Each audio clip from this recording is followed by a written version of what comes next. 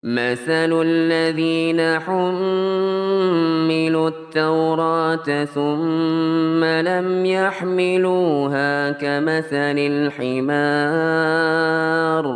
كمثل الحمار يحمل أسفارا بئس مثل القوم الذين كذبوا بآيات الله والله لا يهدي القوم الظالمين. ولا تموتن إلا وأنتم مسلمون. أما بعد. Jamaah muslimin rahimani wa rahimakumullah. Alhamdulillah, kita bersyukur kepada Allah Subhanahu wa taala atas nikmat yang sangat berharga ini, nikmat Islam, nikmat iman, nikmat sunnah. Kita masih diberi taufik oleh Allah Subhanahu wa taala dimudahkan melangkahkan kaki kita menuju taman dari taman-taman surga. Dan kita berada di bulan yang agung, bulan yang barakah, bulan yang berkah, bulan yang diberkahi. Dahulu ketika datang bulan Ramadan, maka Rasulullah SAW memberikan kabar gembira kepada sahabatnya. Di dalam riwayat Imam Ahmad, hadis diriwayatkan oleh Imam Ahmad dalam musnadnya dari sahabat yang mulia Hurairah radhiyallahu anhu. Qala Rasulullah SAW yubashshiru ashabahu. Ketika datang bulan Ramadan, maka Rasulullah SAW bersabda, mengkhabarkan kabar gembira kepada para sahabatnya. Rasulullah SAW bersabda, "Qad ja'akum Ramadan, syahrun mubarakun." Rasulullah SAW sangat bergembira dengan kedatangan bulan Ramadan. Kemudian Rasulullah SAW memberikan kabar gembira kepada para sahabatnya, "Qad ja'akum Ramadan, syahrun mubarakun." Telah datang kepada kalian bulan suci Ramadan, bulan yang diberkahi. Telah datang kepada kalian bulan suci Ramadan, syahrul mubarakun, bulan yang penuh berkah. Kemudian Rasulullah SAW melanjutkan, iftaradallahu alaikum siyamahu. Allah Subhanahu wa taala wajibkan kepada kalian untuk berpuasa di siang harinya. Tuftahu fihi abwabul jannah. Allah buka pintu surga. Wa tughlaqu fihi abwabul jahim, dan Allah kunci, Allah tutup rapat-rapat pintu neraka. Di dalam riwayat Imam Nasai dikatakan wa tuftahu fihi abwabus sama. Bulan Ramadan Allah Subhanahu wa taala buka pintu-pintu langit. Kalau tadi dikatakan pintu surga dibuka, pintu neraka dikunci. Di dalam riwayat yang lain dikatakan bahwa pintu-pintu langit dibuka. Sehingga bulan Ramadan merupakan saat di mana seorang ketika berdoa itu mustajab. Ini merupakan saat di mana mustajabnya doa seorang hamba. Kenapa? Karena pintu-pintu langit semuanya dibuka. Oleh karenanya, mumpung kita masih berjumpa dengan bulan Ramadan, berbanyak berdoa. Karena doa yang kita panjatkan, kalau tepat, kalau benar, maka itu akan lebih dekat kepada pengabulan doa. Karena pintu-pintu langit saat Ramadan dibuka. Wa tughayyu fi syayatin, dan syaitan dibelenggu. Di bulan Ramadan syaitan dibelenggu. Yang para ulama menjelaskan bahwa makna dari para syaitan dibelenggu itu ada beberapa makna. Yang pertama maknanya adalah para syaitan dibelenggu bagi seorang muslim yang berpuasa yang terpenuhi syarat dan rukunnya. Bagi seorang muslim yang syarat dan rukunnya terpenuhi, kewajibannya terpenuhi saat berpuasa, syaitan dibelenggu darinya. Adapun bagi orang yang berpuasa namun syaratnya tidak terpenuhi, rukun-rukunnya tidak terpenuhi, maka syaitan tidak dibelenggu dari orang semacam ini. Itu makna yang pertama. Makna yang kedua, bahwa syaitan dibelenggu maknanya adalah para pembesar syaitannya saja yang dibelenggu. Para pembesarnya saja, para kepala-kepalanya saja, dedengkot-dedengkotnya saja yang dibelenggu. Adapun anak buahnya, prajuritnya, maka mereka tidak dibelenggu. Sehingga mereka berkeliaran bebas menggoda dan menjerumuskan anak cucu Adam. Itu makna yang kedua. Makna yang ketiga, maksud dari para syaitan dibelenggu adalah benar-benar seluruh syaitan yang menggoda manusia semuanya dibelenggu, benar-benar dibelenggu. Namun dibelenggu di sini bukan berarti mereka tidak menggoda. Mereka dibelenggu namun mereka masih bisa menggoda. Hanya saja pergerakannya tidak leluasa karena dibelenggu.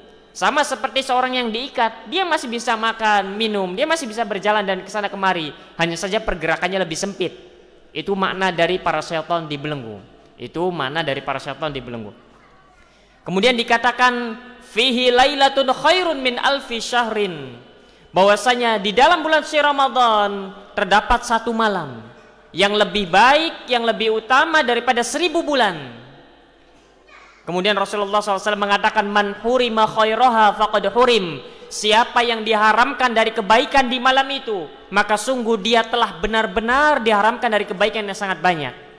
Ini sabda yang dikhabarkan oleh Rasulullah SAW sebagai bentuk kegembiraan ketika kedatangan bulan suci Ramadan. Poin pentingnya di sini adalah bahwasanya bulan Ramadan merupakan bulan yang penuh berkah, bulan keberkahan, bulan yang diberkahi oleh Allah Subhanahu wa taala. Kalau kita melihat banyak dari kaum muslimin yang mengeluarkan uangnya, hartanya, dananya untuk pergi dari satu kota ke kota yang lain, untuk mendatangi tempat-tempat keramat, untuk ngalap berkah kata mereka. Maka ini Allah Subhanahu wa taala datangkan bulan yang penuh keberkahan untuk berjumpa dengan kita. Dan ini merupakan kesempatan yang sangat agung di mana kita berjumpa dengan bulan yang penuh keberkahan. Dan kita dalam hidup ini menginginkan yang namanya keberkahan. Yang kita cari dalam hidup ini adalah barokahnya. Kadang kita sering mendengar, tidak mengapalah kerja dengan gaji yang sedikit, yang penting barokah. Saya ingin keberkahan dalam keluarga saya. Saya ingin teman-teman saya barokah. Saya ingin usia saya barokah. Maka inilah saatnya Allah datangkan keberkahan tersebut, dan Allah Subhanahu wa taala izinkan kita untuk berjumpa dengan bulan yang penuh dengan barokah. Yang kalau seorang hamba memanfaatkan bulan yang penuh keberkahan ini, maka niscaya usianya akan barokah, hartanya akan barokah, apa yang dikerjakannya pun barokah. Kalau seseorang memanfaatkan kesempatan berjumpa dengan bulan Ramadan dengan baik, semuanya akan menjadi barokah. Hanya saja masalahnya, yang namanya bulan Ramadan ini adalah bulan memanen. Bulan memanen. Dan orang ketika berjumpa dengan bulan Ramadan ada dua gambaran. Ada yang pertama, orang itu dia tidak mau memanen, padahal sudah dipersilahkan, silakan memanen. Namun gambaran yang pertama, ada orang yang tidak mau memanen. Orang yang tidak mau memanen ini pun ada dua gambarannya. Yang pertama karena dia tidak tahu akan keutamaan di bulan ini. Dan yang kedua karena sombong, merasa tidak butuh dengan apa yang Allah Subhanahu wa taala siapkan di bulan Ramadan, sehingga dia tidak mau memanen ganjaran pahala. Dia tidak mau memanen kebaikan-kebaikan yang ada di bulan Ramadan. Itu akibatnya. Kemudian ada dari gambaran yang kedua, yaitu orang yang memanen di bulan Ramadan. Dan orang yang memanen di bulan Ramadan ini pun ada dua lagi gambarannya. Gambaran yang pertama, dia memanen di bulan Ramadan, dia manfaatkan bulan Ramadan dengan baik. Namun tatkala bulan Ramadan usai, bulan Ramadan berlalu, ternyata ia mendapati buah-buahan yang dipetiknya itu ternyata busuk. Dia dapati ternyata buah-buahan yang dipetiknya belum matang. Dia dapati ternyata panennya gagal, padahal dia memanen. Ada yang kedua, orang-orang yang memanen, orang-orang yang memanfaatkan bulan Ramadan ini dengan baik. Ketika selesai masa panen, dia pun mendapatkan buah yang matang. Dia pun mendapatkan lezatnya buah yang dipetik saat memanen dulu. Dan begitu pula lah gambaran kaum muslimin ketika berjumpa dengan bulan Ramadan. Ada di antara mereka yang dia tidak tahu, maka mereka tidak bisa memanfaatkan bulan Ramadan ini dengan baik. Ada di antara mereka yang tidak mau memanfaatkan karena sombong kepada Allah Subhanahu wa taala. Bahkan menantang di tengah jalan sambil menenteng es lah, sambil makan lah, dan ini dan itulah. Tidak tahu malu. Dan yang kedua, ada dari kaum muslimin yang Masya Allah, sebelum datang bulan Ramadan malas ke masjid. Ketika bulan Ramadan bersemangat ke masjid, banyak membaca Al-Quran, sholat ini dan itu dan lain sebagainya, melaksanakan ibadah-ibadah di bulan suci Ramadan. Namun tatkala di luar Ramadan, dia kembali lagi seperti dahulu kala, seakan-akan tidak ada Ramadan sama sekali. Kembali bermaksiat, kembali berjudi, kembali tidak ke masjid dan lain sebagainya. Dan ada dari gambaran orang yang memanfaatkan Ramadan dengan baik, ternyata tatkala Ramadan pergi, itu pun malah merubahnya menjadi lebih baik lagi. Begitulah gambarannya. Tidak setiap orang yang kemudian memaksimalkan Ramadan berarti dia akan mendapatkannya, tidak. Orang-orang yang mendapatkan panenan yang diperolehnya di bulan Ramadan ini adalah orang-orang yang mereka memiliki ilmu bagaimana cara memanennya. Ketika dia ingin memetik buahnya, bagaimana yang harus dilakukan sebelum memetik. Dia mengetahuinya, buah mana yang harus dipetik hingga layak dikatakan bahwa buah ini matang nantinya. Begitu pula lah kaum muslimin ketika berjumpa menghadapi bulan Ramadan. Maka tinggal pilih kira-kira kita berada di posisi yang mana. Jangan sampai kita menjadi orang yang merugi. Jangan sampai kita menjadi orang yang merugi. Kenapa? Karena bulan Ramadan adalah bulan yang barokah. Kalau kita ingin berkah, maka manfaatkan dengan baik bulan suci Ramadan ini. Rasulullah SAW bersabda pula, melanjutkan di dalam hadisnya yang lain riwayat Al-Imam Tirmizi, walillahi utaqa'u minan nar, dan Allah Subhanahu wa taala memiliki hamba-hamba yang dibebaskan dari azab neraka. Wadzalika kullu lailatin, dan hamba-hamba yang dibebaskan dari api neraka itu terjadi setiap malam di bulan Ramadan. Setiap malam berlalu di bulan Ramadan, Allah bebaskan hamba-hambanya dari azab api neraka. Dan kita menginginkan hal ini. Barangkali kita tercatat sebagai penghuni neraka. Dengan kesempatan berjumpa dengan Ramadan ini, ternyata kita salah satu dari mereka yang dibebaskan dari api neraka. Bagaimana cara mendapatkan itu? Dengan memaksimalkan, memanfaatkan kesempatan ini dengan baik. Inilah ketika datangnya bulan Ramadan, Rasulullah SAW sangat bergembira, kemudian mengkabarkan kabar gembira ini kepada para sahabatnya. Sehingga kaum muslimin yang dimuliakan Allah Subhanahu wa taala, dari sini berjumpa dengan bulan Ramadan merupakan nikmat yang sangat besar, yang amat sangat berharga, yang seseorang tidak akan mengetahuinya kalau nanti seorang itu sudah menyesal. Dan tidak ada yang lebih pedih daripada penyesalannya penduduk neraka. Karena nanti di sana ada, Allah Subhanahu wa taala banyak menyebutkan di dalam ayatnya saat di mana penyesalan seorang hamba itu tidak lagi berguna dan bermanfaat. Angan-angan seorang hamba itu mustahil untuk bisa digapai. Dan yang paling menyedihkan adalah penyesalannya penduduk neraka. Dan yang paling menyedihkan adalah angan-angannya penduduk neraka. Allah Subhanahu wa taala mengingatkan kita tentang penyesalannya penduduk neraka. Di dalam surat Fatir ayat 37 Allah Subhanahu wa taala berfirman, "Wahum yastarikhuna fiha." Mereka penduduk neraka, mereka berteriak dari dalam neraka. Mereka menjerit dari dalam neraka. Kemudian mereka mengatakan, Rabbana akhrijna, duhai Robku, kembalikan aku ke dunia. Saat ini sekarang kita berada di dunia. Saat ini kita duduk di masjid yang mulia ini, menyimak, mendengarkan, berjumpa dengan bulan Ramadan. Saat-saat ini merupakan saat-saat yang paling diidam-idamkan oleh penduduk neraka. Mereka ingin agar kiranya bisa kembali ke saat ini, ke detik ini. Kenapa? Karena mereka telah melihat dengan mata kepala mereka sendiri akan azab Allah Subhanahu wa taala. Akhirnya mereka berteriak sampai suara mereka hilang. Mereka menangis hingga air mata mereka itu habis. Sampai ketika air mata itu habis, maka bergantilah air mata dengan darah. Dan begitulah keadaan sehari-hari penduduk neraka. Mereka menyesal. Kemudian mereka mengatakan Rabbana, meminta kepada Allah Subhanahu wa taala. Mereka penduduk neraka tatkala menyesal, mereka meminta kepada Allah Subhanahu wa taala, berangan-angan kepada Allah Subhanahu wa taala, Rabbana, duhai Rabbku, akhrijna na'mal salihan ghairal ladzi kunna na'mal. Duhai Rabbku, kembalikan aku ke dunia agar kiranya aku bisa beramal saleh. Agar kiranya aku bisa memanfaatkan kesempatan berjumpa dengan Ramadan. Agar kiranya aku bisa beribadah kepadamu ya Allah, agar aku bisa mengumpulkan bekal guna perjumpaan denganmu. Namun penyesalan saat itu sudah tidak lagi bermanfaat dan berguna. Namun angan-angan yang diangankan oleh penduduk neraka saat itu adalah angan-angan yang tidak mungkin bisa tergapai selama-lamanya. Ketika penduduk neraka meminta hal ini kepada Allah Subhanahu wa taala, Allah langsung menjawab. Allah langsung menjawab di ayat Fatir ini, di surat Fatir ayat ke-37 ini. Allah langsung menjawab, membalas. Allah langsung mengatakan, awalam nu'ammirkum ma yatadzakkaru fihi man tadzakkar.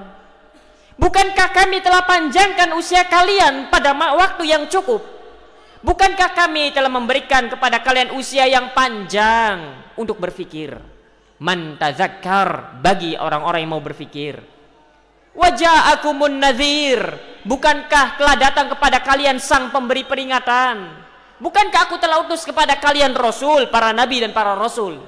Bukankah para ulama telah menjelaskan? Bukankah para ustadz, para mubalik, para kiai, para dai telah menjelaskan akan hari perjumpaan dengan Allah Subhanahu wa taala? Kalau saat ini engkau menyesal, maka sudah terlambat. Maka nikmat hidup saat ini merupakan nikmat yang besar, dan nikmat bisa berjumpa dengan bulan Ramadan merupakan nikmat yang amat sangat berharga, yang tidak akan diketahui kecuali oleh mereka para penduduk neraka. Dan mereka para penduduk neraka mengharapkan untuk bisa kembali kepada dunia kita ini saat ini. Mereka ingin apa yang kita sedang rasakan saat ini merupakan sesuatu yang amat sangat diangan-angankan oleh penduduk neraka. Dan mungkin bisa jadi salah seorang di antara kita pun begitu. Maka mumpung masih berjumpa dengan bulan Ramadan, manfaatkan kesempatan ini dengan baik. Jangan sampai yang berkata itu adalah kita. Jangan sampai yang tadi meminta di dalam firman-Nya itu Allah Subhanahu wa taala sedang menjelaskan tentang diri kita. Jangan sampai Allah Subhanahu wa taala sedang menghikayatkan ucapan kita.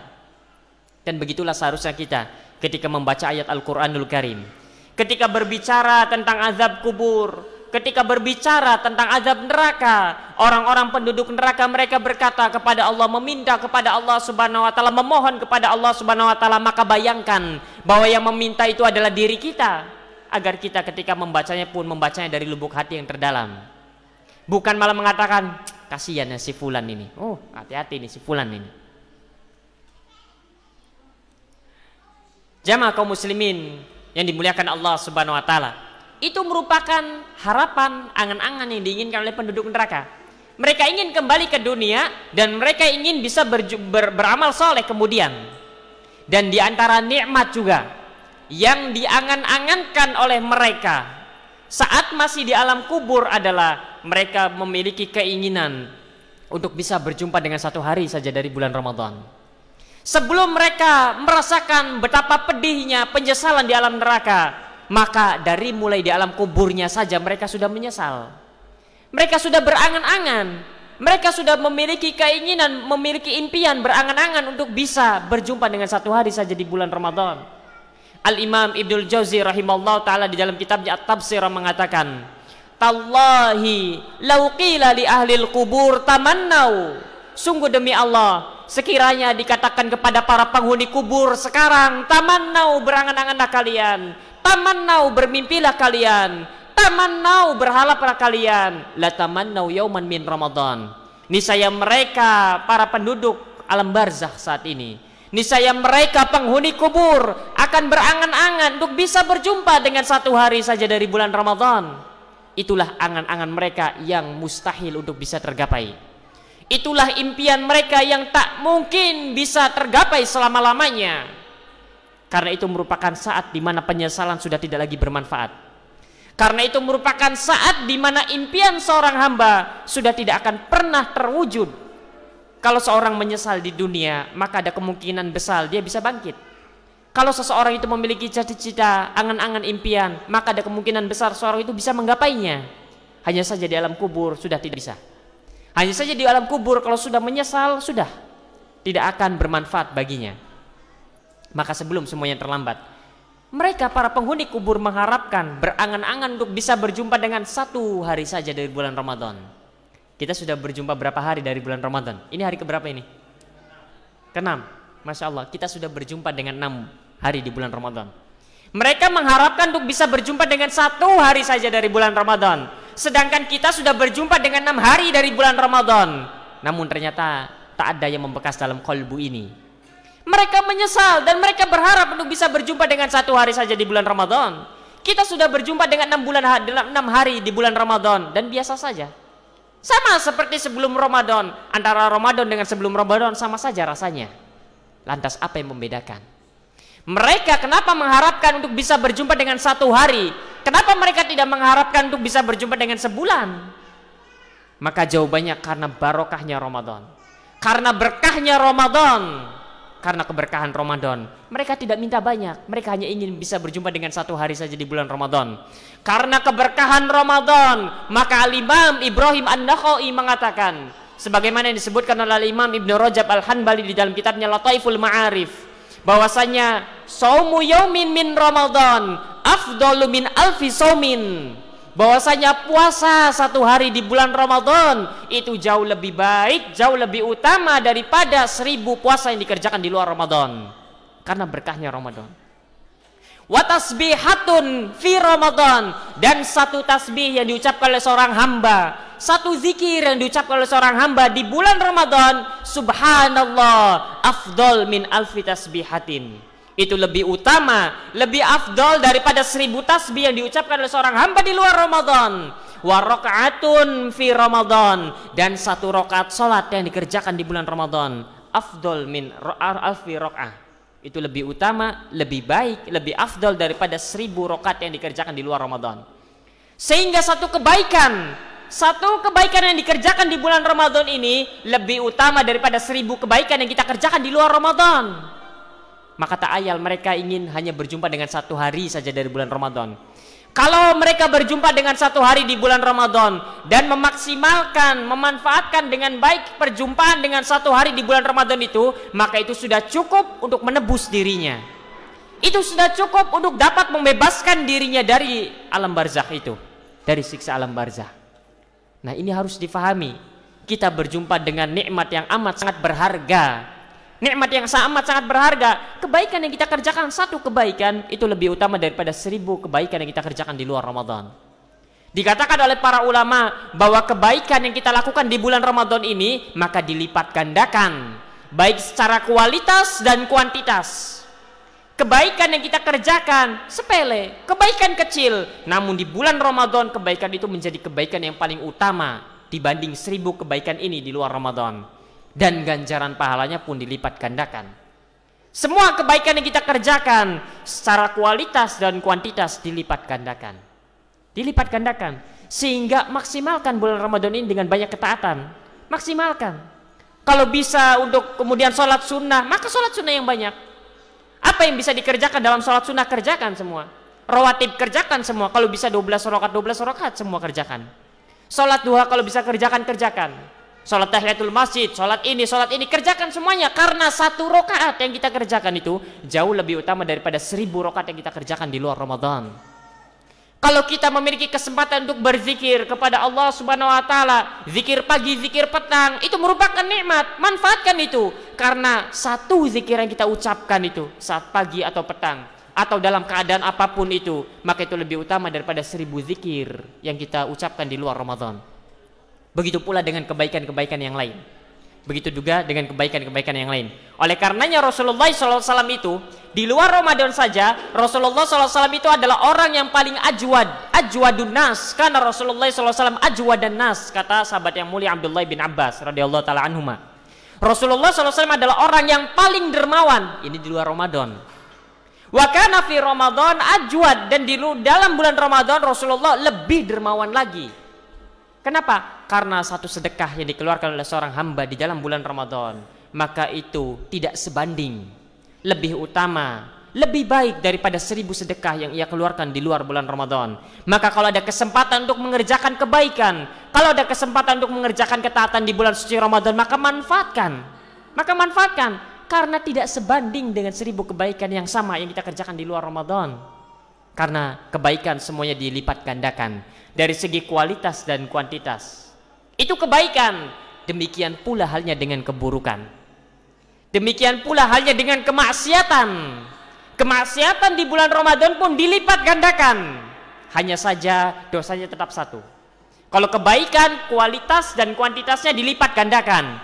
Pahalanya dilipat gandakan berkali-kali lipat. Adapun kejahatan, kemaksiatan, keburukan tetap terhitung 1 dosa, namun siksaannya yang dilipat gandakan. Oleh karenanya Syekh bin Baz rahimahullah taala mengatakan bahwasanya wa kana ismul ma'asi asyadda wa akbar fihi min ismiha fi ghairihi. Bahwasanya dosa kemaksiatan yang dikerjakan oleh seorang hamba di dalam bulan Ramadan itu asyadda wa akbar, itu lebih dahsyat siksanya dan lebih besar siksanya dibanding dengan keburukan kemaksiatan yang dikerjakan di luar Ramadan. Dosa tetap terhitung 1, hanya saja siksaannya dikali lipat gandakan. Dosa tetap, kejelekan tetap dihitung 1, tidak dilipat gandakan dosa, tidak 1, tapi siksaannya yang dilipat gandakan.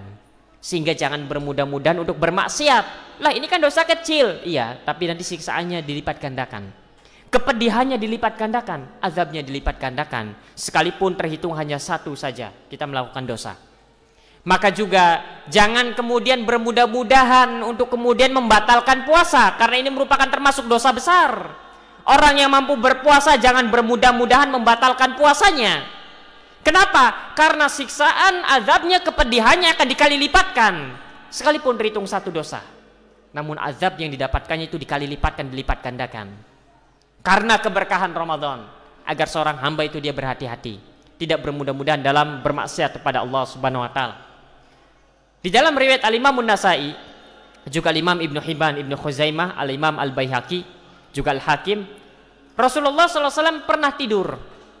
Kemudian di dalam mimpinya Rasulullah SAW didatangi oleh dua orang lelaki, malaikat yang berwujud lelaki di dalam mimpinya. Dan mimpi Rasulullah SAW itu hak, benar. Kemudian Rasulullah SAW diajak untuk pergi naik ke atas gunung.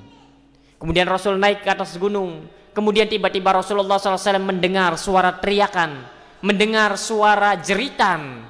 Kemudian Rasulullah SAW bertanya, mahadzil aswat, suara teriakan apa ini? Kemudian malaikat itu mengatakan bahwasanya ini merupakan teriakannya penduduk neraka. Ini merupakan jeritannya penduduk neraka. Penduduk neraka mereka tidak akan berhenti untuk berteriak, menjerit, meminta kepada Allah Subhanahu wa taala. Penduduk neraka mereka tidak akan ada waktu istirahat dari siksa Allah Subhanahu wa taala yang pedih. Maka kesempatan hidup merupakan nikmat yang sangat berharga, dan kesempatan berjumpa dengan bulan Ramadan merupakan nikmat yang amat sangat besar sekali. Kemudian Rasulullah SAW pergi, dibawa oleh dua malaikat ini. Kemudian Rasulullah SAW melihat ada orang-orang yang digantung dalam kondisi kaki di atas dan kepala di bawah. Kalau kita membayangkan orang digantung kaki di atas, kepala di bawah, maka kaki diikat dengan tali kemudian digantung. Ini tidak. Dalam kondisi urat-urat kaki itulah yang mengikat di atas gantungan. Kalau kita membayangkan orang digantung kaki di atas, kepala di bawah, kakinya diikat dengan tali, ini tidak. Talinya itu berupa urat yang ada di kakinya. Urat-urat di kakinya dikeluarkan kemudian dicantoli itu di atas, digantung. Itu kakinya. Kemudian wajahnya sudah berlumuran darah dengan bentuk mulut yang sobek. Kemudian Rasulullah SAW bertanya, siapa mereka ini, siapa? Mereka ini siapa?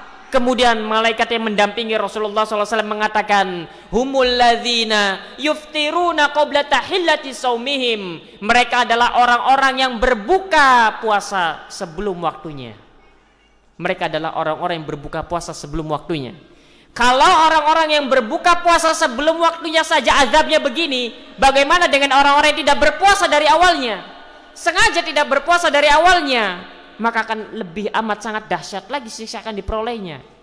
Itu kalau orang yang tidak berpuasa dari awal. Bagaimana dengan orang yang tidak berpuasa dari awal, kemudian sombong di tengah hari sambil menenteng es, bahkan divideokan, minum di tengah hari, live lagi misalkan. Subhanallah, bagaimana azab dan siksanya itu? Maka jangan bermudah-mudahan dengan kemaksiatan. Berbuka puasa sebelum waktunya itu merupakan dosa besar. Siksanya begini. Apalagi dengan orang yang sengaja dari awal tidak puasa. Kalau ditanya muslim bukan? Oh, saya muslim. Oh, saya ini pembela Allah dan Rasulnya. Subhanallah, kenapa berbuka? Maka ini yang aneh. Maka ini merupakan nikmat yang sangat besar berjumpa dengan bulan Ramadan. Sampai-sampai di dalam hadis yang dikeluarkan oleh Imam Al-Bukhari, Al-Imam Tirmidzi, dikatakan ketika malam pertama Ramadan, maka terdengar suara dari langit mengatakan, ya baghiyal khair aqbil. Wahai orang-orang yang mencintai, yang mencari kebaikan, maka sambutlah di malam pertama Ramadan. Wahai orang-orang yang mencari kebaikan, wahai orang-orang yang merindukan kebaikan, wahai orang-orang yang bersemangat kepada kebaikan, aqbil, maka sambutlah, maka manfaatkanlah nikmat ini berjumpa dengan Ramadan. Kemudian dikatakan, ya baghiya syarr, wahai orang-orang yang senantiasa berbuat kemaksiatan, wahai orang-orang yang senantiasa melakukan keburukan, kejahatan, kejelekan, aksir, tahanlah dirimu. Tahanlah dirimu, karena siksaan dan kepedihan yang akan kau terima itu jauh lebih mengerikan di dalam bulan Ramadan dibandingkan di luar Ramadan. Sehingga kebaikan kualitas dan kuantitasnya dikali lipat gandakan. Adapun kejelekan maka hanya sisi kualitasnya saja yang dilipat gandakan. Dia terhitung mengerjakan satu keburukan, namun azab dan kepedihannya dilipat gandakan oleh Allah Subhanahu wa taala. Berbeda halnya dengan kebaikan. Kebaikan dari segi kualitas dan kuantitas dilipat gandakan. Sehingga seorang ketika melakukan kebaikan tidak dihitung dia mendapatkan satu pahala, tidak, namun dilipat gandakan berkali-kali lipat. Kalau di luar Ramadan orang yang melakukan kebaikan itu mendapatkan 10 kebaikan, maka di dalam Ramadan lebih dari 1000 kebaikan. Bukan 1000, lebih dari 1000 kebaikan, 1000 pahala. Oleh karenanya kita melihat mereka para ulama, mereka para sahabat, mereka para tabi'in, tabi'ut tabi'in, para immatul arba, mereka adalah orang-orang yang benar-benar memanfaatkan bulan Ramadan ini dengan ibadah. Mereka adalah orang-orang yang tamak dengan ibadah di bulan Ramadan. Oleh karenanya, karena berkahnya Ramadan, karena barokahnya Ramadan, sesuatu yang tadinya dilarang oleh Rasulullah SAW dalam ibadah, maka di dalam bulan Ramadan diperbolehkan.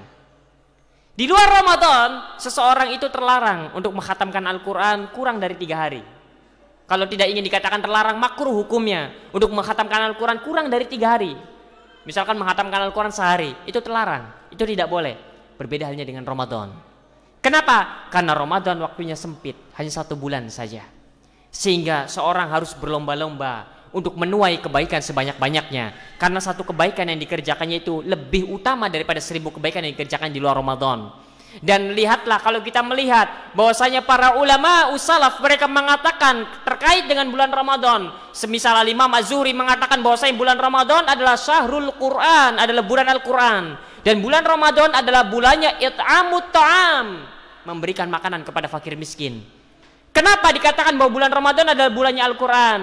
Di samping Al-Quran turun di bulan Ramadan, kebaikan yang kita dapat itu sangat banyak sekali. Kalau di luar Ramadan, 1 huruf yang kita baca itu dikali lipatkan 10. 1 huruf, bukan ayat, 1 huruf. Kita membaca alif lam mim mendapatkan 30 kebaikan, 30 pahala di luar Ramadan. Adapun di dalam Ramadan, 1 huruf yang kita baca itu lebih utama daripada 1000 huruf yang kita baca di luar Ramadan. Bayangkan, kalau 1 huruf di luar Ramadan 10 dikali 1000 menjadi 10.000. Di dalam Ramadan 1 huruf yang kita baca lebih utama daripada 10.000 huruf yang kita baca di luar Ramadan. Lebih utama, bukan setara, lebih utama. Sehingga mereka berlomba-lomba, bersemangat untuk mengkhatamkan Al-Quran berkali-kali. Mereka bersemangat untuk membaca Al-Quran sebanyak-banyaknya. Kenapa? Karena kebaikan yang paling mudah didapat hanya dengan membaca Al-Quran. Dia membaca Al-Quran sudah berapa huruf yang dibaca? 1 hurufnya lebih utama daripada 10.000 kebaikan di luar Ramadan. Di antaranya kita melihat seorang tabi'in, Al-Aswad ibn Yazid, dikatakan oleh Imam Ibrahim An-Nakhai menyampaikan bahwasanya seorang tabi'in Al-Aswad ibn Yazid yakhtimul Qur'ana fi Ramadan fi kulli lailataini, bahwasanya yang namanya Al-Aswad ibn Yazid mengkhatamkan Al-Quran di bulan Ramadan setiap 2 malam sekali. Setiap 2 malam sekali khatam Quran. Kemudian dikatakan wa kana yanamu bainal maghribi wal isya. Al-Imam Al-Aswad ibn Yazid ini selama Ramadan tidurnya antara maghrib sampai isya saja. Tidurnya. Biasanya tidur setelah isya, khusus Ramadan tidurnya hanya antara maghrib sampai isya saja. Sisanya melek, sisanya ibadah, sisanya membaca Al-Quran, mengkhatamkan Al-Quran. Maka 2 malam sekali khatam Al-Quran.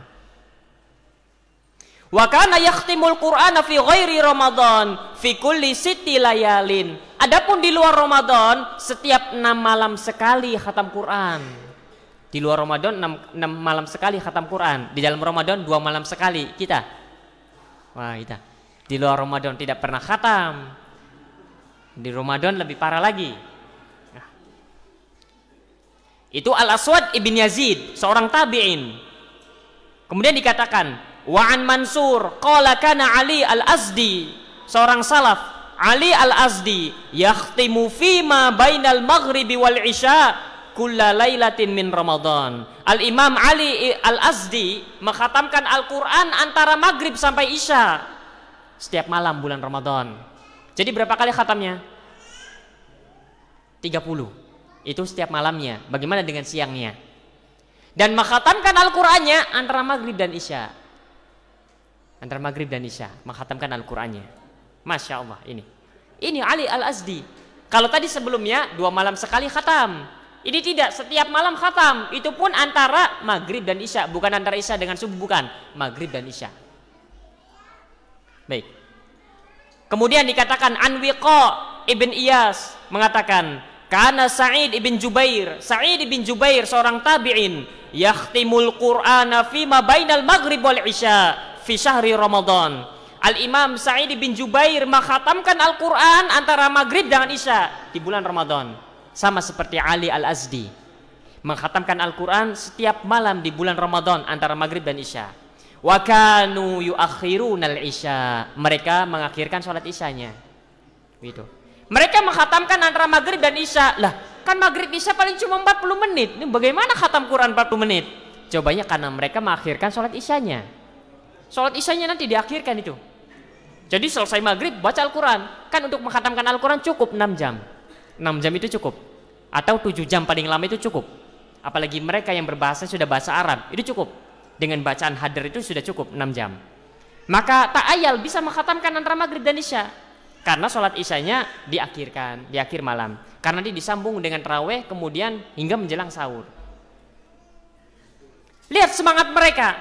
Di antara mereka ada yang waktu tidurnya antara maghrib dan isya saja. Di antara mereka ada yang menghatamkan Al-Quran antara maghrib dan isya. Semangat mereka. Kenapa? Karena satu huruf yang dibaca dari Al-Quran itu lebih utama daripada 10.000 huruf yang dibaca di luar Ramadan. Sehingga mereka benar-benar manfaatkan kesempatan ini. Qala Salam ibn Abi Muti', dikatakan oleh Salam ibn Abi Muti', kana Qatadah, al-Imam Qatadah yakhtimul Qur'ana fi sab'in. Al-Imam Qatadah itu biasanya menghatamkan Al-Quran sepekan sekali. Wa idza jaa Ramadan khatama fi kulli thalathin. Apabila datang bulan Ramadan, maka setiap 3 hari sekali khatam Al-Quran. Fa idza jaa al-ashru khatama kulla lailatin. Dan apabila telah tersisa 10 hari terakhir, apabila datang 10 hari terakhir, maka Imam Qatadah menghatamkan Al-Quran setiap malamnya. Sehingga di bulan Ramadan 20 hari pertama khatamnya 3 malam sekali. Khusus 10 hari terakhir setiap malam khatam Quran. Itu Imam Qatadah. Di luar Ramadan sepekan sekali. Kenapa mereka bisa begitu tuh? Kenapa? Karena mereka mengetahui bahwasanya satu huruf yang dibaca itu lebih utama, lebih baik, lebih afdol daripada 10.000 huruf yang dibaca di luar Ramadan. Bayangkan. Tidak capek baca satu huruf, itu sama setara dengan 10.000 huruf yang kita baca. Itu tidak setara, lebih utama. Sehingga mereka memanfaatkan kesempatan ini dengan baik. Qala Rabi' ibn Sulaiman, murid al-Imam Syafi'i, Ar-Rabi' ibn Sulaiman. Kana Syafi'i yakhtimul Qur'ana fi syahri Ramadan 60 khatmatan. Bahwasanya al-Imam Syafi'i menghatamkan Al-Quran di bulan Ramadan sebanyak 60 kali khatam. Di sebagian riwayat dikatakan bahwasanya kullu dzalika fi sholatin. 60 kali khatam itu Imam Syafi'i menghatamkannya di dalam sholatnya. Di dalam sholatnya. Jadi sekali sholat itu 2 kali khatam. Sekali sholat 2 kali khatam. Insyaallah al-Imam Syafi'i. Insyaallah. Yang menjadi pertanyaan itu apa motivasinya? Bayangkan satu huruf itu lebih utama daripada 10.000 huruf yang kita baca. Bayangkan. Kalau kita ingin keberkahan, ini waktunya ini. Manfaatkan Ramadan dengan baik. Segala kebaikan yang bisa kita kerjakan, kerjakan. Karena semuanya dilipat gandakan. Lebih dari 1.000, bukan 1.000, lebih dari 1.000. Baik dari segi kualitas dan kuantitas. Semua ibadah yang kita kerjakan di sini, di hari ini, di bulan Ramadan, itu merupakan ibadah yang dan paling baik, ibadah yang pernah kita kerjakan. Berbeda halnya di luar Ramadan. Inilah keberkahan bulan Ramadan. Lihat bagaimana mereka bersemangat untuk menghatamkan Al-Quran. Karena kebaikan yang paling mudah dalam membaca Al-Quran, tidak capek, tidak membutuhkan biaya yang banyak, hanya membaca saja. Bayangkan satu hurufnya lebih utama daripada 10.000 huruf yang kita baca di luar Ramadan. Dikatakan oleh Muhammad ibn Mis'ar bahwasanya bapaknya yang bernama Mis'ar itu la yanamu hatta yaqra'a nisfal Qur'an. Bahwasanya ayah Muhammad ibn Mis'ar di bulan Ramadan itu punya prinsip, punya tujuan, punya target bahwasanya dia tidak akan tidur sebelum membaca setengah Quran. Jadi kalau hari ini pengen tidur, baca dulu setengah Quran. Kalau sudah memenuhi targetnya baru boleh tidur. Masya Allah itu. Dikatakan, disebutkan oleh Musabbih bin Sa'id bahwasanya kana Muhammad ibn Ismail al-Bukhari, bahwa al-Imam al-Bukhari, penulis kitab Sahih al-Bukhari, yakhtimu fi Ramadan fin nahar kula yaumin khatmatan. Bahwasanya al-Imam al-Bukhari menghatamkan Al-Qur'an di bulan Ramadan setiap siang di bulan Ramadan. Siangnya bukan malamnya, siang. Setiap siang bulan Ramadan al-Imam al-Bukhari menghatamkan satu khataman Al-Qur'an. Satu. Kalau siang Ramadan ada 30, maka di siang harinya saja Imam Al-Bukhari berhasil menghatamkan 30 kali khatam. Wa yaqumu ba'da tarawih kullu thalathi layalin bi khatmatin. Dan di malam harinya Al-Imam Al-Bukhari 3 hari sekali menghatamkan Al-Quran. Di siang harinya tiap hari menghatamkan Al-Quran, berarti 30. Dan di malam harinya setiap 3 malam sekali khatam Quran. sehingga totalnya 40 semuanya. Totalnya menjadi 40. Itu Al-Imam Al-Bukhari. Begitu pula Al-Imam Abu Hanifah sama seperti Al-Imam Syafi'i, 60 kali khatam Al-Quran. Disebutkan bahwasanya Ibnul Muadzin, ada seorang ulama yang bernama Ibnul Muadzin salaf, yakhtimu fi Ramadan mi'ata khatmatin. Al-Imam Ibnul Muadzin di dalam Ramadan mengkhatamkan Al-Quran sebanyak 100 kali khatam. 100 kali khatam, kira-kira berapa ganjaran pahalanya itu? Al-Quran saja ada berapa hurufnya? Kita berbicara huruf. Kemudian dikalikan 10.000, itu pun lebih utama, lebih baik daripada 10.000. Kemudian dikali 100 kali khatam, berapa ganjaran pahalanya yang diperoleh itu?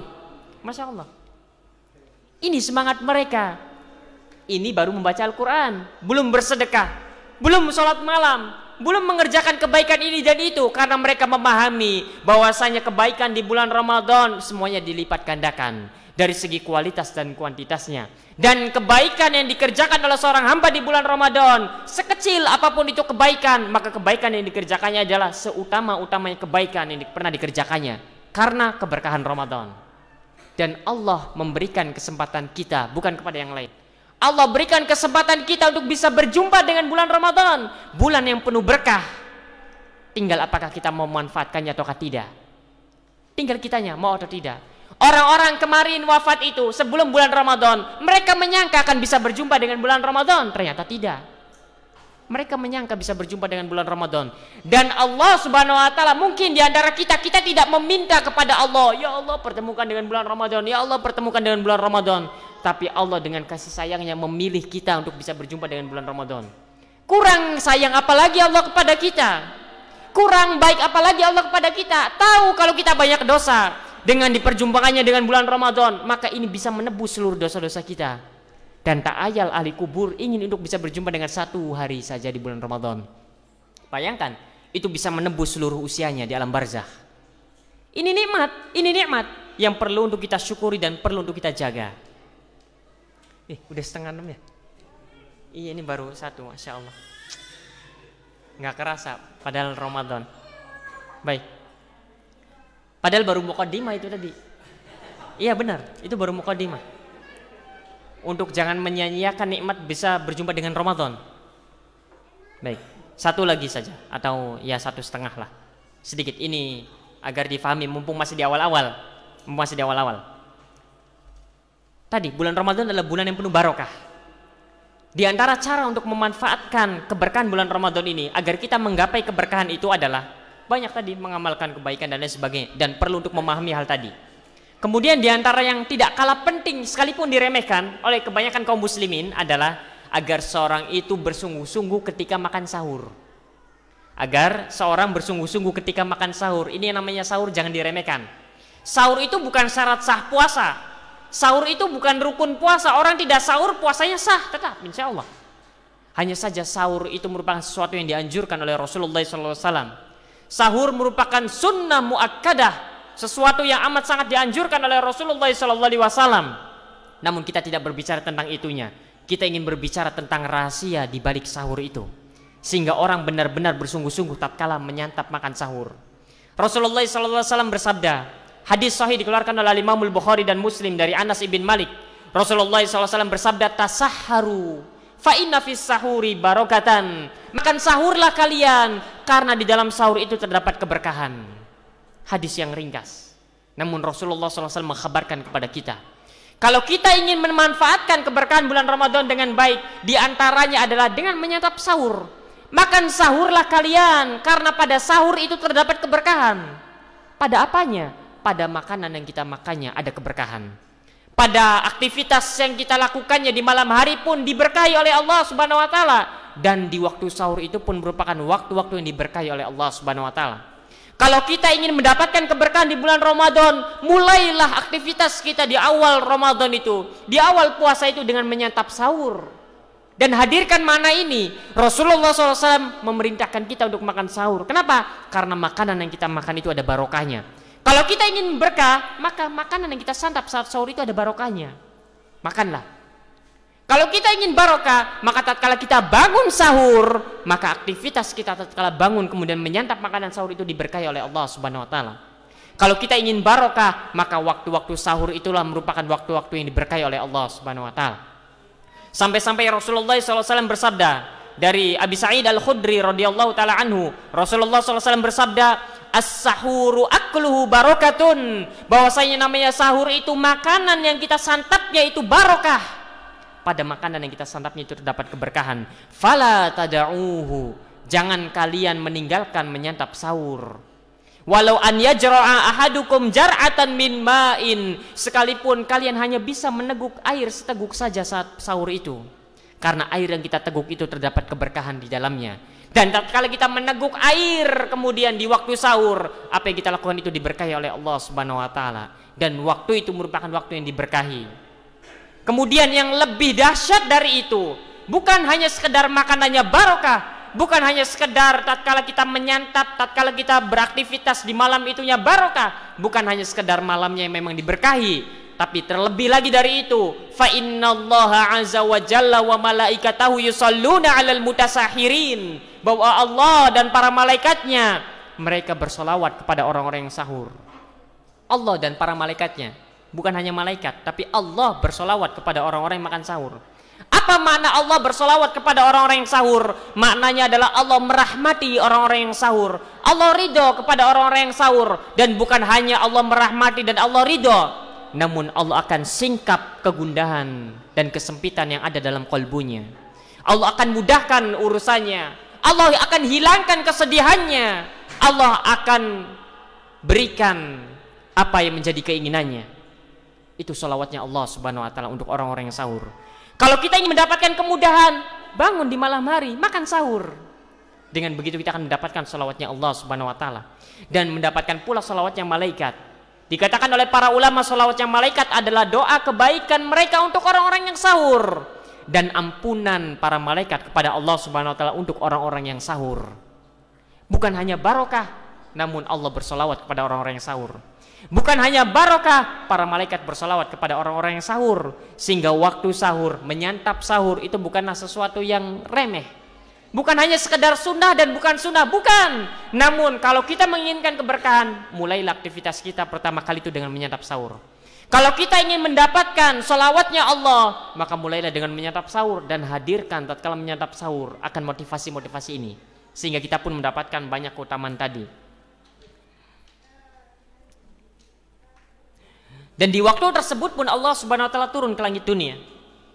Sebagaimana hadis dikeluarkan oleh Imam Al-Bukhari dan Muslim, Rasulullah SAW bersabda, "Yanzilu Rabbuna tabaraka wa ta'ala kulla lailatin ila sama'id dunya hina yabqa thuluthul lail al-akhir." Bahwasanya Allah Subhanahu wa taala turun ke langit dunia sepertiga malam terakhir.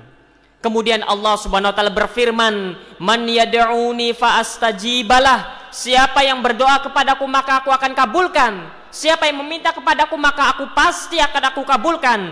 Man yas'aluni fa'u'tiyahu. Siapa yang meminta kepadaku maka aku pasti akan beri. Man yastaghfiruni fa'aghfirullah. Dan siapa yang meminta ampun kepadaku maka aku pasti akan mengampuninya. Terkadang kita berdoa kepada Allah ingin jalan keluar. Terkadang kita meminta kepada Allah sesuatu yang kita inginkan. Kemudian kita mengeluh, tidak juga Allah Subhanahu wa taala kunjung kabulkan. Kita mengeluh, kenapa Allah Subhanahu wa taala tak juga kunjung memberikan apa yang aku pinta? Lah Allah sudah menawarkan kepada kita, kalau engkau ingin maka sepertiga malam terakhir minta kepada Allah Subhanahu wa taala. Kenapa engkau masih tidur? Kenapa engkau malah menyanyiakan waktu sepertiga malam terakhir tersebut? Dan di waktu sahur kita mendapatkan waktu itu. Di waktu sahur manfaatkan untuk meminta kepada Allah. Di waktu sahur manfaatkan untuk beristighfar kepada Allah. Karena Allah yang menawarkan kepada kita, kalau manusia itu meminta, Allah pasti akan kabulkan. Kalau mereka itu berdoa kepada Allah Subhanahu wa taala, maka Allah Subhanahu wa taala akan ijabah. Ini tawaran dari Allah. Ini tawaran dari Allah Subhanahu wa taala untuk kita. Baik. Kemudian, lantas kapan waktu sahur itu? Kapankah seseorang dianggap telah mendapatkan keutamaan ini? Karena semua ini berkaitan dengan sahur. Jawabannya para fuqaha, mereka mengatakan bahwa mayoritas mereka, jumhur mereka mengatakan bahwa waktu sahur itu adalah setengah malam terakhir. Setengah malam terakhir itu disebut waktu sahur. Yang namanya malam itu ada satu, dibagi dua. Setengah malam yang pertama dan setengah malam yang kedua. Kapan waktu sahur itu? Setengah malam terakhir. Itu pendapat mayoritas ulama, itu pendapat jumhur ulama. Kalau seseorang ada yang makan sahur pukul 12 malam, dan 12 malam itu sudah masuk setengah malam terakhir, maka dia telah mendapatkan keutamaan makan sahur apabila dia menghadirkan motivasi ini semuanya. Begitu. Adapun waktu yang paling utama untuk makan sahur adalah 1/6 malam terakhir.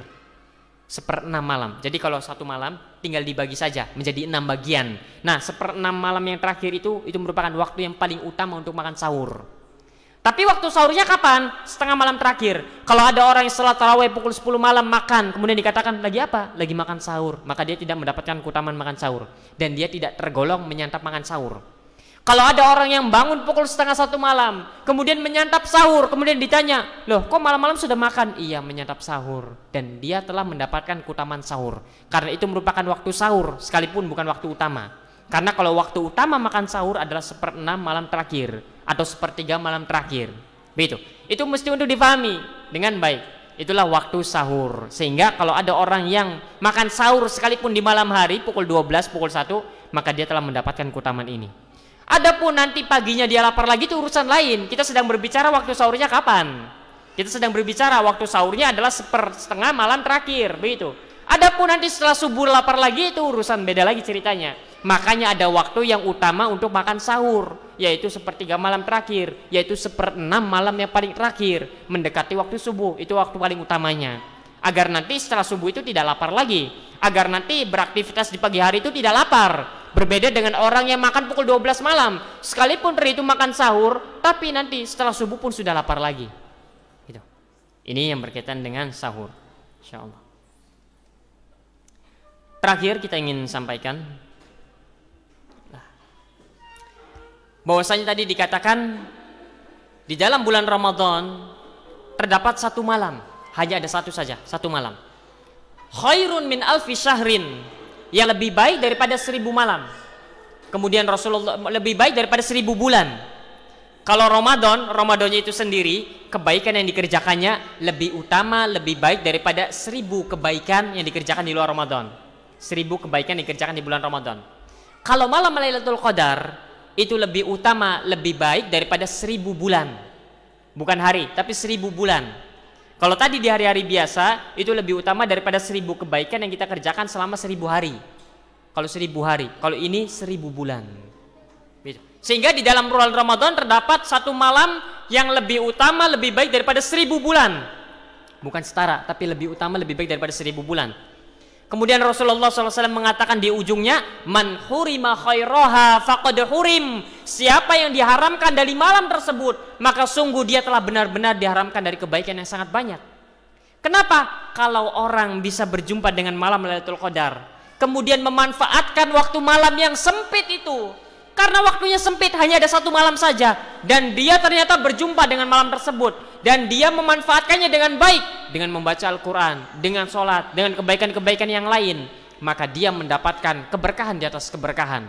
Lailatul Qadarnya lebih utama daripada 1000 bulan. Bulan Ramadannya lebih utama daripada 1000 kebaikan yang dikerjakan di bulan Ramadan, di luar Ramadan. Sehingga satu huruf yang dibaca di malam Lailatul Qadar, bayangkan berapa ganjaran pahalanya. Satu huruf.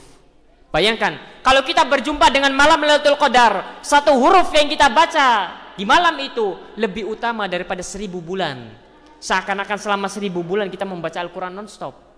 Kalau 1000 bulan non-stop baca Al-Quran, berapa pahalanya? Kemudian dikali dengan kebaikan di bulan Ramadan, sehingga bulan Ramadan adalah bulan yang barokah, dan malam Lailatul Qadar pun adalah malam yang penuh dengan keberkahan. Kalau seorang itu berjumpa dengan malam tersebut, memanfaatkan malam tersebut, maka dia mendapatkan keberkahan di atas keberkahan. Sangat indah hidupnya nanti. Sehingga dari sini perlu untuk dimanfaatkan dengan baik ini. Ingat, Lailatul Qadar hanya ada satu malam saja. Hanya ada satu. Dan itu pun kalau kita kemarin melewati bulan Ramadan, kita pasti melewati Lailatul Qadar. Pasti. Karena Lailatul Qadar pasti ada di antara malam dari malam-malam bulan Ramadan tersebut. Ramadan tahun kemarin kita pasti melewati malam Lailatul Qadar. Namun apakah kita mendapatkannya atau tidak? Jawabannya, malam Lailatul Qadar hanya diperoleh bagi mereka yang mencari. Tidak setiap orang yang melewati malam tersebut maka dia mendapatkan malam Lailatul Qadar. Tidak. Malam Lailatul Qadar hanya diperoleh bagi mereka yang mencarinya saja. Adapun mereka yang tidak mencarinya, mereka tidak akan mendapatkannya. Apalagi kalau misalkan kita mencarinya loncat-loncat, hari ini cari, besok tidak karena genap, besoknya lagi cari lagi karena ganjil, besoknya lagi tidak, kan kita kan begitu ya. Tidak begitu.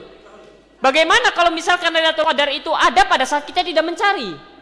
Kan kita tidak mendapatkannya. Tatkala kita sedang mencari ternyata tidak dapat Lailatul Qadarnya. Tatkala kita tidak mencari, tidak meniatkan untuk mencari, malam genap tidak ada kayaknya. Akhirnya malam Lailatul Qadar tiba. Kita melewati Lailatul Qadar, namun kita tidak mendapatkannya. Karena Lailatul Qadar hanya diperoleh bagi mereka yang mencarinya saja. Oleh karenanya Rasulullah SAW bersabda, dikatakan di dalam hadis yang sahih yang dikeluarkan oleh Imam Al-Bukhari, taharrau Lailatul Qadri, carilah oleh kalian malam Lailatul Qadar fil witri, di malam yang ganjil. Minal ashril awakhir min Ramadan, di 10 hari terakhir bulan Ramadan.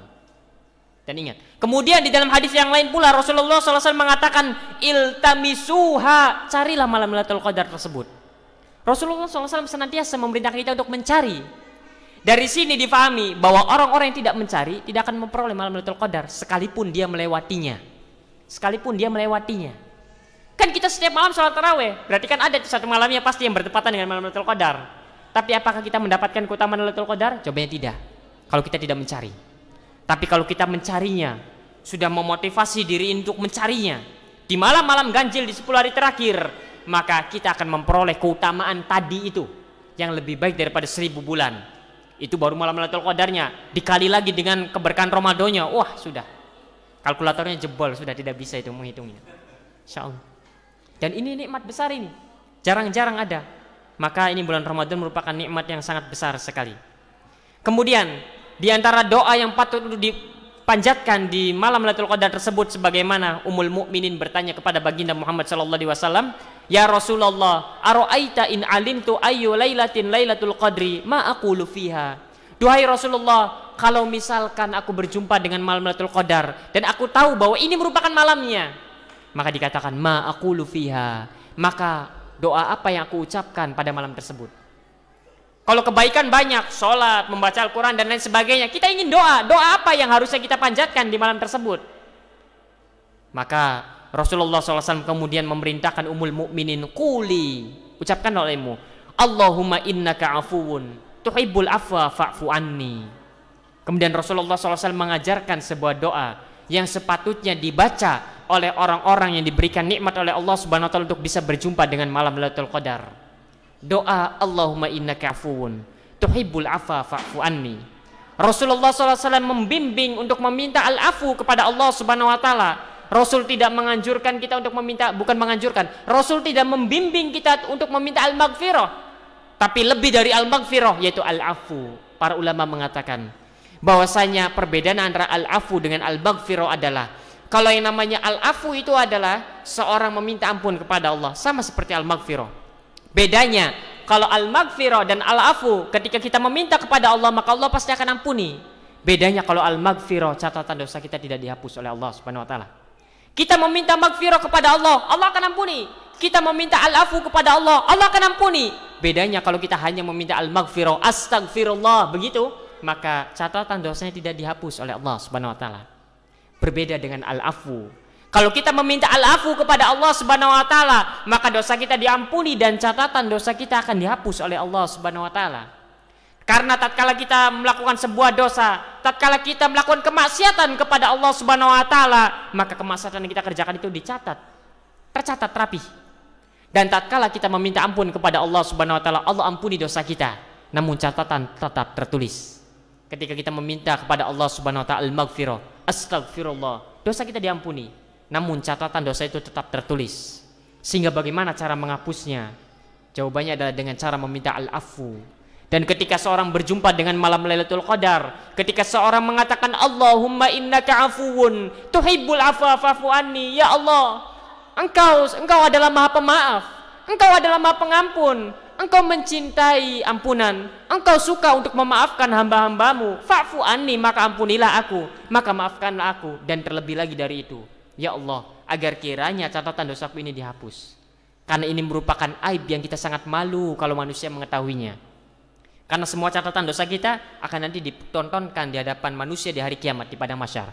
Ketika manusia berkumpul semua, sekalipun kita telah meminta ampun kepada Allah, sekalipun kita bertobat kepada Allah, catatan dosanya ada dan nanti akan ditampilkan di hadapan kita. Bilal ibn Sa'ad mengatakan,